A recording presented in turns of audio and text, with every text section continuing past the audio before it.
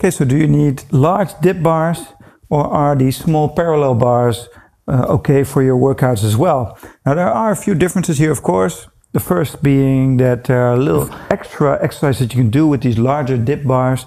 You can really do shoulder dips and those kinds of exercises, which are not possible with these smaller dip bars. So there are a few exercises that you can do here, but a lot of exercises you can do on both, like the L-sit or trying to do the L-sit, like those kinds of exercises. You can do those on these small ones as well. Now the advantage of these small ones is that they're very portable, especially these ones from Rubberbanditz. You can remove these pieces right here, and then you can take this anywhere in a carrying bag. So you can do your exercises anywhere outside, or if you're taking this to the gym, you can use it anywhere. So you'll be hard pressed to be able to do that with these parallel bars, of course.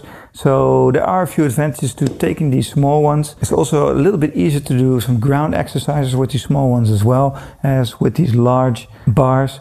But there are lots of exercises that you aren't able to do on these. So performing a straight hang from these is a cool exercise you can do in calisthenics, or doing some upside down pull-ups as well. So they both have their merits, but if you're starting out and you're only training at home, I'd recommend these larger ones.